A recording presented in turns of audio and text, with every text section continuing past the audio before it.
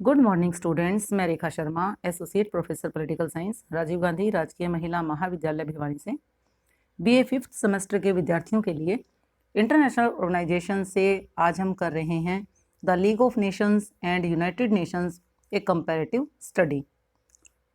राष्ट्रसंघ एवं संयुक्त राष्ट्र संघ का एक तुलनात्मक अध्ययन। जिस प्रकार प्रथम विश्व युद्ध ने राष्ट्रसंघ की स्थापना की प्रेरणा दी, उसी प्रकार द्वितीय महायुद्ध ने नए संगठन की स्थापना की प्रेरणा दी।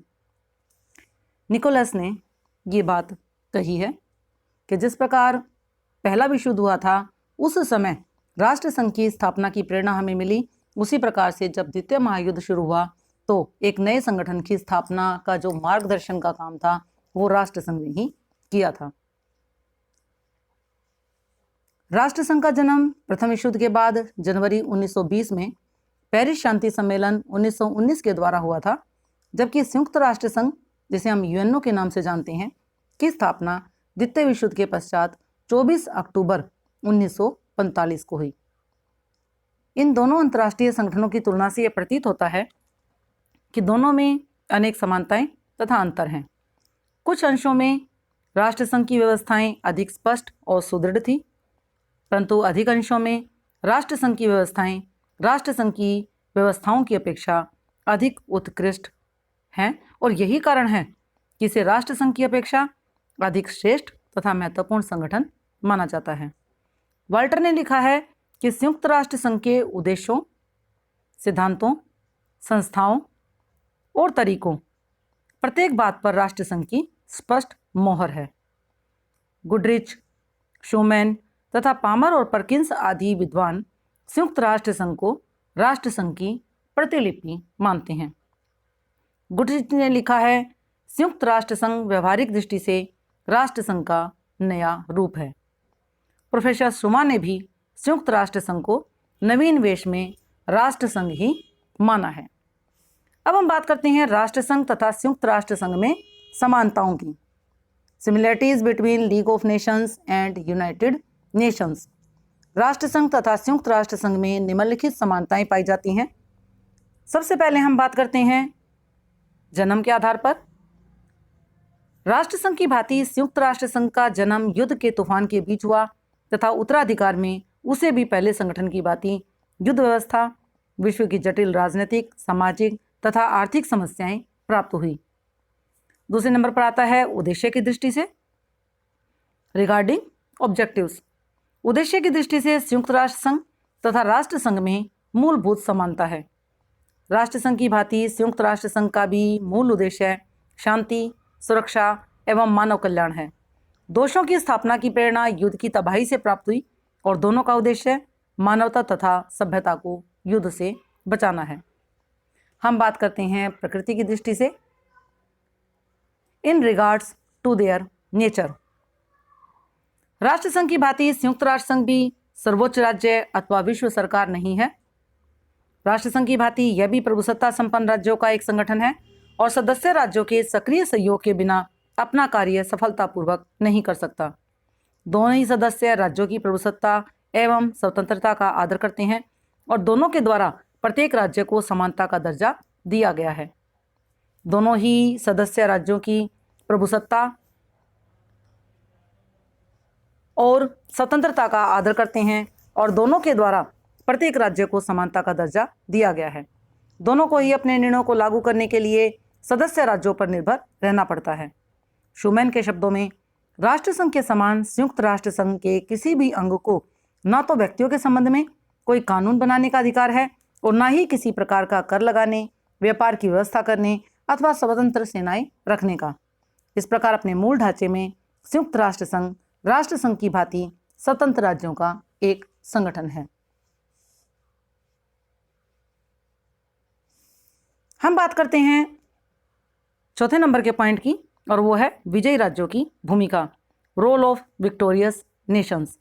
मूल रूप से दोनों ही संगठनों की स्थापना के समय विजयी राष्ट्रों ने पराजित राष्ट्रों को पृथक रखा था। जब राष्ट्रसंघ की स्थापना हुई तो इसकी सदस्यता मुख्यतः विजयी राष्ट्रों तक ही सीमित थी और संयुक्त राष्ट्र संघ की स्थापना के समय भी कुल 51 राष्ट्र इसके सदस्य थे। 5वें स्थान पर आता है संरचना की दृष्टि से। विद रिगार्ड टू स्ट्रक्चर, संरचना की दृष्टि से भी संयुक्त राष्ट्र संघ तथा राष्ट्र संघ में बहुत समानताएं पाई जाती हैं। संयुक्त राष्ट्र संघ के मुख्य तथा सहायक अंगों का निर्माण करते समय राष्ट्र संघ से बहुत कुछ प्रेरणा ली गई है। संयुक्त राष्ट्र संघ की महासभा, सुरक्षा परिषद, सचिवालय जिन्हें हम जनरल असेंबली, सिक्योरिटी काउंसिल और सेक्रेटरीट तथा अंतर्राष्ट्रीय न्यायालय पर राष्ट्र संघ की सभा, परिषद, सचिवालय तथा अंतर्राष्ट्रीय न्याय के न्यायालय की छाप स्पष्ट दिखाई देती है। राष्ट्र संघ की भांति संयुक्त राष्ट्र संघ के सहायक अंग भी अंतर्राष्ट्रीय जगत को गरीबी, बीमारी, अशिक्षा तथा अज्ञान आदि से मुक्ति दिलाकर वहां सामाजिक, सांस्कृतिक तथा वैज्ञानिक विकास के लिए प्रयत्नशील हैं। बेंडेनबोश तथा होगन ने लिखा है कि संगठन की दृष्टि से राष्ट्र संघ की परिषद और सुरक्षा परिषद में कोई अंतर नहीं है और न ही सभा का संगठन ही महासभा से भिन्न है। जहाँ तक सचिवालय का प्रश्न है, चार्टर और संविधा के अनुच्छेदों में कोई अंतर नहीं है। ये ठीक है कि स्थायी अंतर्राष्ट्रीय न्यायालय राष्ट्र संघ का अंग नहीं था, जबकि अंतर्राष्ट्रीय न्यायालय संयुक्त राष्ट्र संघ का अभिन्न अंग है, किंतु इस वैधानिक असमानता के अतिरिक्त रचना, क्षेत्राधिकार तथा प्रक्रिया के दृष्टिकोण से दोनों न्यायालय एक दूसरे से मिलते जुलते हैं। इस प्रकार बनावट अथवा संरचना की दृष्टि से दोनों संगठनों में कोई मूल अंतर नहीं दिखाई देता। नेक्स्ट हम बात करते हैं न्यास व्यवस्था, ट्रस्टीशिप। संयुक्त राष्ट्र संघ की न्यास व्यवस्था राष्ट्र संघ की संरक्षण व्यवस्था, जिसे मैंडेट सिस्टम कहते थे, का ही विकसित और श्रेष्ठतर रूप है तथा संरक्षण अथवा मैंडेट के समान है। 19वीं शताब्दी के उपनिवेशवाद की तुलना में राष्ट्र संघ की मैंडेट व्यवस्था एक श्रेष्ठ कदम थी, क्योंकि इसके अंतर्गत राजनीतिक एवं आर्थिक दृष्टि से पिछड़े हुए प्रदेशों पर अंतर्राष्ट्रीय देखभाल एवं नियंत्रण की बात को सिद्धांत के रूप में स्वीकार कर लिया गया था। द्वितीय विश्व युद्ध के पश्चात संयुक्त राष्ट्र संघ ने भी इसी सिद्धांत के आधार पर न्यास व्यवस्था की स्थापना की थी। हम बात करते हैं 7वें नंबर के पॉइंट की, वो है अध्यक्ष, चेयरमैन। राष्ट्र संघ के समान ही संयुक्त राष्ट्र संघ की परिषद में अध्यक्ष पद को वर्णमाला क्रम, अल्फाबेटिकल ऑर्डर में रखने की व्यवस्था की गई है। हम बात करते हैं 8वें नंबर के पॉइंट की, और वो है अंतर्राष्ट्रीय समस्याओं के समाधान के बारे में। With regard to the settlement of international dispute, राष्ट्र संघ तथा संयुक्त राष्ट्र संघ दोनों के संविधानों में अंतर्राष्ट्रीय विवादों को शांतिपूर्ण ढंग से सुलझाने पर बल दिया गया है। दोनों द्वारा सभी विवादों के समाधान का सर्वोत्तम साधन परस्पर बातचीत एवं समझौते को माना गया है। पंच फैसला, संधि वार्ता, मध्यस्थता तथा अंतर्राष्ट्रीय न्यायालय द्वारा अंतर्राष्ट्रीय विवादों का समाधान दोनों संगठनों की विशेषता है। हम बात करते हैं नेक्स्ट पॉइंट, और वो है विरोधात्मक कार्रवाई की दृष्टि से। In regard to enforcement action, राष्ट्र संघ की प्रसिद्धा की भांति संयुक्त राष्ट्र संघ के चार्टर में निरोधात्मक कार्रवाइयों का थोड़ा विस्तार के साथ विधान किया गया है। संयुक्त राष्ट्र संघ के निरोधात्मक कार्रवाई का विधान राष्ट्र संघ से भिन्न है। यद्यपि यह समानता बहुत कुछ कार्यविधि संबंधी तथा ऊपरी ही अधिक है। राष्ट्र संघ की भांति संयुक्त राष्ट्र संघ द्वारा भी किसी महान शक्ति के विरुद्ध कोई निरोधात्मक कार्रवाई करना या कर सकना संभव नहीं है। राष्ट्र संघ के जीवन काल में निरोधात्मक कार्रवाई की व्यवस्थाओं की जर्मनी, इटली और जापान के द्वारा खुलकर अवहेलना की गई है और वह कुछ भी कर सकने में समर्थ नहीं हो सका। अपने संपूर्ण जीवन काल में काउंसिल ने कभी भी सैनिक व्यवस्था लागू करने की सिफारिश नहीं की। संयुक्त राष्ट्र संघ के चार्टर में निरोधात्मक कार्रवाई करने तथा अंतर्राष्ट्रीय संकट से निपटने का पूर्ण दायित्व सुरक्षा परिषद को सौंपा गया है। अनुच्छेद 2 में यह व्यवस्था है कि परिषद द्वारा लिए गए निर्णय सदस्य राज्यों के लिए बाध्यकारी होंगे। सैनिक कार्रवाई को अधिक कारगर बनाने के लिए तथा परिषद को सहायता प्रदान करने के लिए सैनिक स्टाफ समिति की व्यवस्था की गई है, परंतु ये सारी व्यवस्थाएं तभी प्रभावी होंगी जब सुरक्षा परिषद की महान शक्तियां एकमत हो। स्थायी तथा महान शक्तियों के मतैक्य की व्यवस्था के चलते चार्टर के सुरक्षा संबंधी विधान तात्विक दृष्टि से राष्ट्र संघ के विधान से अधिक कारगर नहीं है। गुडरिच के अनुसार जहां तक निरोधात्मक कार्रवाई का सवाल है, राष्ट्र संघ की भांति संयुक्त राष्ट्र संघ भी केवल छोटे राज्यों के बीच शांति कायम रखने वाला संगठन है। हम बात करते हैं 10वें नंबर के पॉइंट की, और वो है राज्य संप्रभुता की दृष्टि से। In regard to state sovereignty, राष्ट्रसंघ का संगठन राज्य संप्रभुता की ठोस शिला पर आधारित था। अतः कानून की दृष्टि से वह सदस्य राष्ट्रों के सहयोग पर आश्रित था। सदस्यों के ऐच्छिक सहयोग के अंत के साथ ही राष्ट्रसंघ का भी अंत हो गया। राष्ट्रसंघ की भांति संयुक्त राष्ट्र संघ भी राज्य संप्रभुता की ठोस शिला पर आधारित है। अतः सदस्यों के सहयोग के बिना संयुक्त राष्ट्र संघ भी सफलतापूर्वक अपने लक्ष्यों को प्राप्त नहीं कर सकता। हम बात करते हैं हमारे लास्ट पॉइंट की, और वो है शक्ति गुटों का प्रभाव, इन्फ्लुएंस ऑफ पावर ब्लॉक्स। दोनों संगठनों में एक समानता यह भी है कि दोनों ही शक्ति गुटों की राजनीति से प्रभावित रहे हैं। राष्ट्रसंघ जर्मनी तथा फ्रांस के पारस्परिक द्वेष के कारण असफल हुआ, और संयुक्त राष्ट्र संघ के अधिक सफल न होने के कारण अमेरिका के नेतृत्व में पश्चिमी राज्यों तथा रूस के नेतृत्व में साम्यवादी राज्यों का परस्पर विरोध है। यद्यपि पिछले वर्ष से दोनों महाशक्तियां एक दूसरे के काफी निकट आई हैं और संयुक्त राष्ट्र संघ में उनका टकराव पहले जैसा नहीं रहा, तथापि अभी भी निश्चित रूप से इस संबंध में कुछ कहना कठिन है। आशा है कि आने वाले वर्षों में इस ओर अधिक प्रगति होगी, और वो होती भी दिखाई दे रही है और हो भी रही है, और संयुक्त राष्ट्र संघ सदस्य राज्यों के सहयोग के कारण अपने उद्देश्यों को पूरा करने में सफल हो रहा है। जो हमने समानताएं देखी उसके आधार पर हम ये कह सकते हैं या ये कहें कि जो अनेक विद्वान हैं वो संयुक्त राष्ट्र संघ और राष्ट्र संघ में कोई अंतर नहीं मानते। गुडरिच का कहना है कि यह तथ्य है कि सभी व्यवहारिक प्रयोजनों के लिए संयुक्त राष्ट्र संघ का एक ही रूप है, कोई आश्चर्य और शंका का विषय नहीं है। शुमा के अनुसार राष्ट्र संघ को नया बाना पहनाकर ही संयुक्त राष्ट्र संघ बना दिया गया है। वाल्टर भी इस बात का समर्थन करते हुए कहता है कि कुछ आंशिक अपवादों को छोड़कर राष्ट्र संघ के प्रत्येक विशिष्ट कार्य एवं अभिकरण को संयुक्त राष्ट्र संघ में पुनर्जीवित किया गया है। हम बात करते हैं अब राष्ट्र संघ तथा संयुक्त राष्ट्र संघ में विभिन्नताओं की। Dissimilarities between League of Nations and United Nations. जो हमने समानताएं देखी उनके बावजूद इन दोनों संगठनों में असमानताएं अधिक हैं। समानताओं में हमने 11 पॉइंट देखे, जिसमें सबसे पहला था जन्म के आधार पर समानता, उसके बाद उद्देश्य की दृष्टि से, फिर प्रकृति की दृष्टि से, उसके बाद विजयी राष्ट्रों की भूमिका, और नेक्स्ट हमने किया संरचना की दृष्टि से, और उसके बाद न्यास व्यवस्था की दृष्टि से, अध्यक्ष के पद के दृष्टि से, अंतर्राष्ट्रीय समस्याओं के समाधान के बारे में, विरोधात्मक कार्रवाई की दृष्टि से, और राज्य संप्रभुता की दृष्टि से, और अंत में हमने शक्ति गुटों का प्रभाव के आधार पर दोनों ही संगठनों में समानता देखी कि संयुक्त राष्ट्र संघ और राष्ट्र संघ लगभग एक ही उद्देश्य को लेकर चल रहे थे, और उनकी जो कार्रवाई थी वो लगभग हमें लग रहा था कि करीब करीब बराबर थी। क्लाइड ईगल्टन ने लिखा है कि यद्यपि दोनों संस्थाओं के स्वरूप और ढांचे में एक रूपता है, फिर भी उनके उद्देश्यों में मौलिक भेद है, जिनके आधार पर यह कहा जा सकता है कि संयुक्त राष्ट्र संघ विचार एवं प्रकृति में राष्ट्र संघ से बिल्कुल भिन्न है। अब हम ये देखेंगे कि इन दोनों संगठनों में जो विभिन्नताएं पाई जाती हैं वो किस आधार पर हैं। तो सबसे पहले हम देखेंगे जन्म के समय विभिन्न परिस्थितियों के आधार पर, different circumstances at the time of their birth. दोनों संगठनों की स्थापना अलग अलग परिस्थितियों में हुई। राष्ट्र संघ की प्रसंविदा कॉवेनेंट, जिसे हम कहते हैं वर्साई संधि का एक भाग था। वस्तुतः उसका मुख्य उद्देश्य वर्साई की संधि द्वारा की गई व्यवस्थाओं को बनाए रखना था।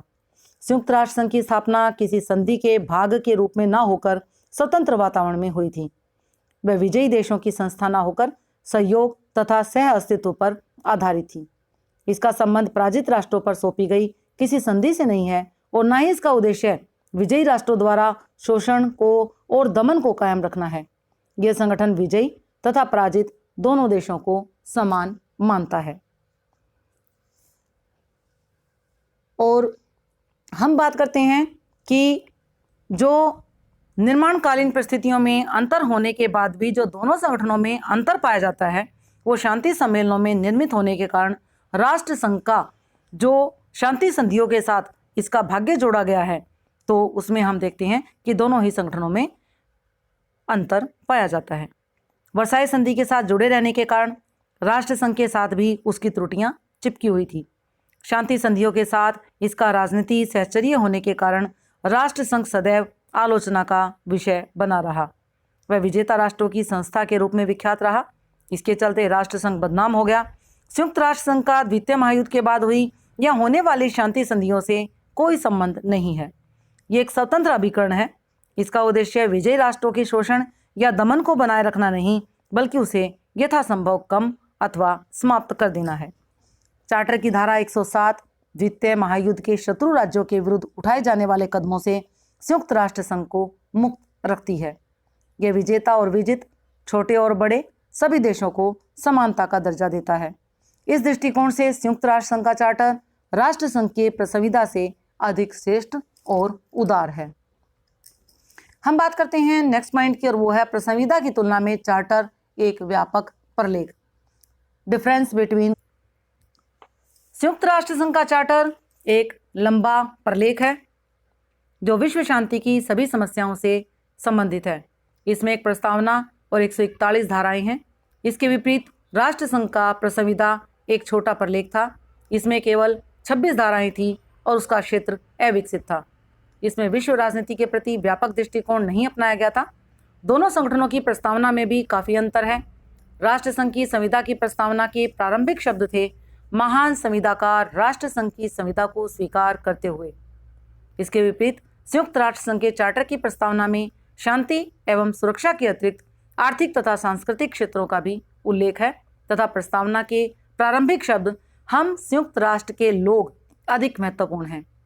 अल्फ्रेड जिम्मरमन के शब्दों में राष्ट्र संघ का संगठन प्रभुसत्ता संपन्न राज्यों द्वारा हुआ, जबकि संयुक्त राष्ट्र संघ जनता की इच्छा का प्रतीक है। हम बात करते हैं तीसरे नंबर की विभिन्नता की, वो है संगठन में अंतर, डिफरेंस रिगार्डिंग ऑर्गेनाइजेशन।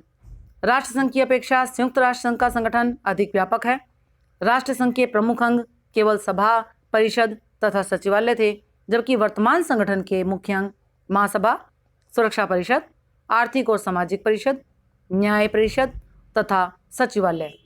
इसमें आर्थिक और सामाजिक परिषद इकोनॉमिक एंड सोशल काउंसिल एक नई संस्था है जिसकी स्थापना इस बात को ध्यान में रखकर की गई कि आर्थिक एवं सामाजिक न्याय के बिना विश्व शांति की स्थापना नहीं हो सकती। हम बात करते हैं कार्य क्षेत्र के आधार पर अंतर की, डिफरेंस इन ज्यूरिसडिक्शन। राष्ट्र संघ का मुख्य कार्य राजनीतिक क्षेत्र तक ही सीमित था, जबकि संयुक्त राष्ट्र संघ के सामाजिक, आर्थिक, सांस्कृतिक एवं मानवीय कार्य बहुत अधिक महत्वपूर्ण हैं।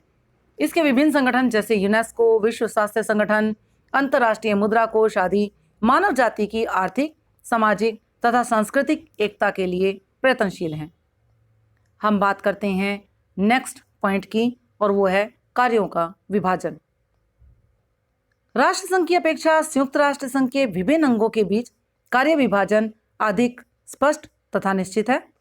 राष्ट्र संघ की सभा तथा परिषद के कार्यों में अनिश्चितता तथा संदेह की स्थिति थी, जिसके कारण राष्ट्र संघ की स्थिति अंत तक दुर्बल रही। इसके विपरीत संयुक्त राष्ट्र संघ के चार्टर में इस प्रकार की दुर्बलता के प्रति सावधानी बरती गई। महासभा तथा सुरक्षा परिषद के कार्यों में स्पष्ट विभाजन किया गया है।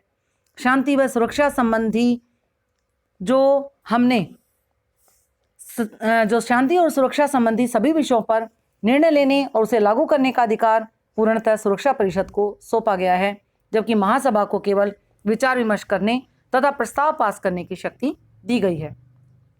जब सुरक्षा परिषद सुरक्षा संबंधी किसी महत्वपूर्ण विषय पर निषेधाधिकार के कारण कार्रवाई करने में असमर्थ हो जाता है और विश्व शांति को गंभीर खतरा उत्पन्न हो जाता है, तो उस स्थिति में सन 1950 में पारित शांति के लिए एकता का प्रस्ताव द्वारा महासभा को शांति की रक्षा का भार सौंपा गया है। तथापि इस स्थिति में भी महासभा संबंधित विषय पर केवल विचार विमर्श तथा सिफारिश कर सकती है, क्योंकि कार्रवाई करने का अधिकार केवल सुरक्षा परिषद को है। हम बात करते हैं सदस्यता से संबंधित अंतर के बारे में, डिफरेंस रिगार्डिंग मेंबरशिप। सदस्यता की दृष्टि से राष्ट्र संघ की अपेक्षा संयुक्त राष्ट्र संघ अधिक व्यापक है। राष्ट्र संघ में यूरोप के प्रतिनिधि अधिक थे, जबकि वर्तमान संगठन में सभी क्षेत्रों यूरोप, एशिया, अफ्रीका आदि के राष्ट्र शामिल हैं।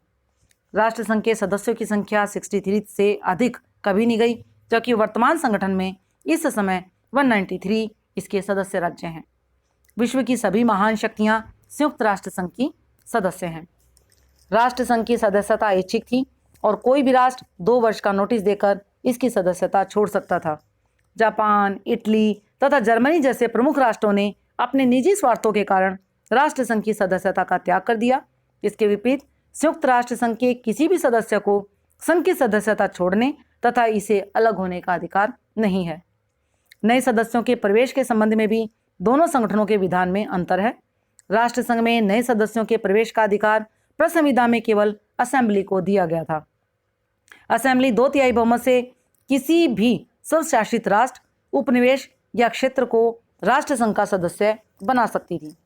चार्टर में इसके लिए सुरक्षा परिषद की अनुशंसा पर महासभा के द्वारा प्रवेश का विधान किया गया है, परंतु महाशक्तियों के मतक्य के अभाव में सुरक्षा परिषद की अनुशंसा संभव नहीं है। इसी के कारण अनेक देशों को वर्षों तक संयुक्त राष्ट्र संघ का सदस्य बनने के लिए प्रतीक्षा करनी पड़ी। राष्ट्र संघ में सदस्यता त्याग की बहुत ही सरल व्यवस्था थी। कोई भी सदस्य राज्य 2 वर्षों की सूचना देकर राष्ट्र संघ से अलग हो सकता था और चार्टर में इस तरह की कोई व्यवस्था नहीं थी। हम बात करते हैं 7वें नंबर के पॉइंट की, तथा वो है अधिवेशन तथा मतदान व्यवस्था, सेशंस एंड वोटिंग प्रोसीजर्स। दोनों संगठनों के अधिवेशनों तथा मतदान पद्धति में भी अंतर पाया जाता है। राष्ट्र संघ की सभा तथा परिषद में हमने ये देखा था कि अधिवेशन जो थे वो अल्पकालीन होते थे। परिषद की बैठक वर्ष भर में केवल 3 या 4 बार होती थी और सभा के अधिवेशन वर्ष में केवल 2 बार। इसके विपरीत वर्तमान संगठन की सुरक्षा परिषद की बैठक 14 दिन में 1 बार अवश्य होती है। यह संयुक्त राष्ट्र संघ की निरंतर कार्य करने वाली कार्यकारिणी है। इसके सदस्य राज्यों का एक प्रतिनिधि स्थायी रूप से संघ के कार्यालय में रहता है। इसके अतिरिक्त राष्ट्र संघ की सभा की तुलना में महासभा के अधिवेशन महीनों चलते रहते हैं और आवश्यकता पड़ने पर इसका विशेष अधिवेशन भी बुलाया जा सकता है। हम बात करते हैं हमारे 8वें नंबर के पॉइंट की, और वो है निर्णय, डिसीजंस। राष्ट्र संघ की सभा तथा परिषद के निर्णय सर्वसम्मति से लिए जा सकते थे, परंतु वर्तमान संगठन की महासभा के निर्णय महत्वपूर्ण विषयों पर 2/3 बहुमत से तथा साधारण विषयों पर साधारण बहुमत से ही लिए जा सकते हैं। सुरक्षा परिषद में प्रक्रिया संबंधी विषयों से संबंधित निर्णय 15 में से 9 सदस्यों की स्वीकृति से हो जाते हैं, परंतु महत्वपूर्ण विषयों के लिए ये आवश्यक है कि 9 में से 5 स्थायी सदस्यों के मत आवश्यक रूप से शामिल हों। दूसरे शब्दों में यह कहा जा सकता है कि सुरक्षा परिषद के केवल 5 स्थायी सदस्यों को निषेधाधिकार प्राप्त है। हम बात करते हैं हमारे 9वें नंबर के पॉइंट की, और वो है दोनों की शक्तियों में अंतर, डिफरेंस इन पावर्स। राष्ट्र संघ की अपेक्षा संयुक्त राष्ट्र संघ एक अधिक प्रभावशाली संगठन है। यह निम्नलिखित बातों से स्पष्ट हो जाता है, जिसमें से सबसे पहले नंबर पर है कि राष्ट्र संघ द्वारा किसी देश पर आक्रमण हो जाने पर ही उसे रोकने के लिए कार्रवाई की जा सकती थी। इसके विपरीत संयुक्त राष्ट्र संघ केवल युद्ध छिड़ जाने पर ही नहीं, बल्कि शांति भंग होने की आशंका और आक्रमण होने के भय पर भी अपनी कार्रवाई आरंभ कर सकता है। राष्ट्र संघ के पास शांति भंग करने वाले राष्ट्र संघ के विरुद्ध मुख्य रूप से आर्थिक प्रतिबंध लगाने की ही शक्ति थी, और ये आर्थिक प्रतिबंध भी नाम मात्र के ही थे। जापान के विरुद्ध कोई प्रतिबंध नहीं लगाए गए थे और इटली के विरुद्ध आर्थिक प्रतिबंध पूर्णतः असफल सिद्ध हुए। इसके विपरीत सुरक्षा परिषद के पास सैनिक कार्रवाई करने का भी अधिकार है और इसके लिए वह सदस्य राज्यों से सैनिक सहायता की अपील कर सकती है।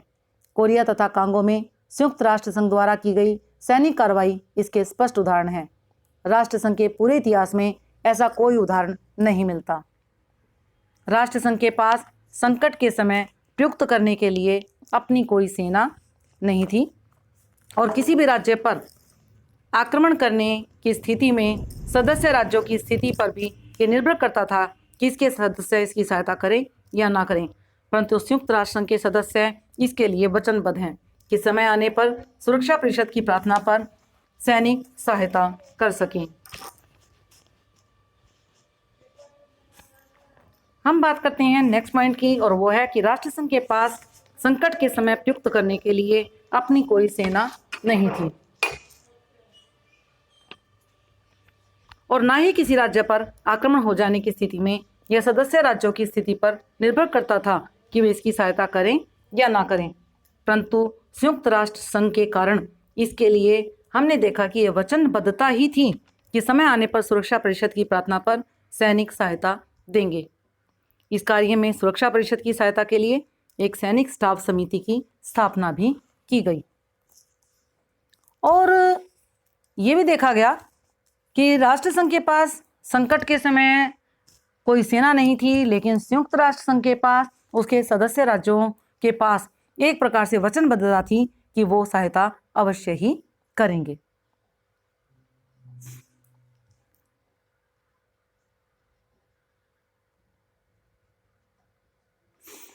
राष्ट्र संघ में यह निर्णय करना सदस्य राज्यों का कार्य था कि किसी सदस्य ने राष्ट्र संघ के संविधान का उल्लंघन किया है अथवा नहीं, तथा उसके विरुद्ध सैनिक कार्रवाई की जाए या नहीं।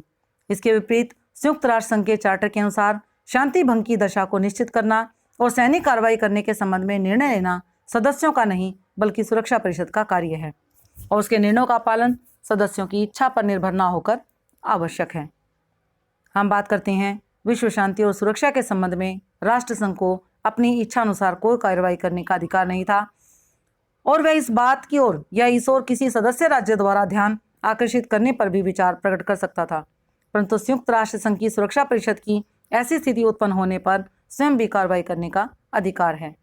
हम बात करते हैं 10वें नंबर के पॉइंट की, और वो है युद्ध के बारे में अंतर, डिफरेंस रिगार्डिंग वार। राष्ट्र संघ के अंतर्गत युद्ध को अवैध घोषित नहीं किया गया था, और कुछ परिस्थितियों में संघ का सदस्य राज्य संविधा की अवहेलना किए बिना ही युद्धरत हो सकता था। इसके विपरीत संयुक्त राष्ट्र संघ के चार्टर के अनुसार युद्ध बिल्कुल अवैध है।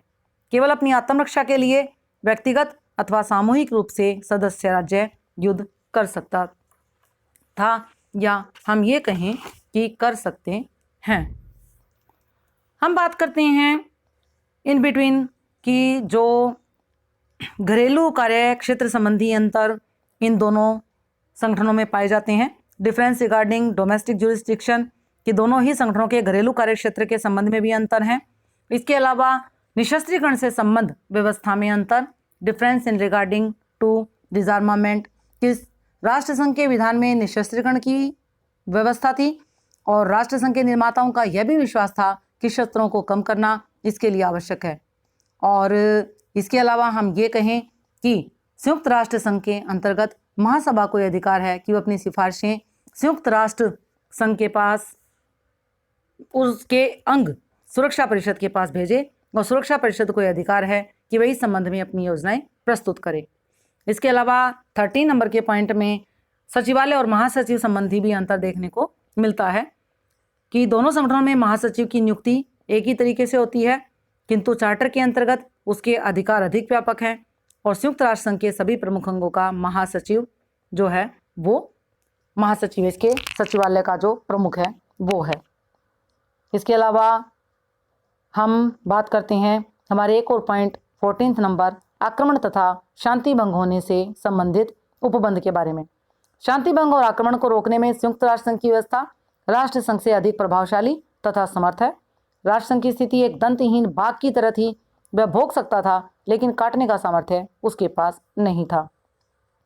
संयुक्त राष्ट्र संघ के निर्माता राष्ट्र संघ की दुर्बलताओं से परिचित थे। वे नए संगठन को उन सब दोषों से मुक्त रखना चाहते थे, और जो आक्रमण तथा शांति भंग को रोकने वाली संस्था के रूप में राष्ट्र संघ के पतन के लिए उत्तरदायी थे, वो हमें स्पष्ट रूप से समझ में आ जाते हैं। हम बात करते हैं हमारे नेक्स्ट पॉइंट की, और वो है संरक्षण प्रणाली के संबंध में अंतर, डिफरेंस रिगार्डिंग ट्रस्टीशिप सिस्टम। दोनों संगठनों की संरक्षण प्रणाली में भी अंतर पाया जाता है।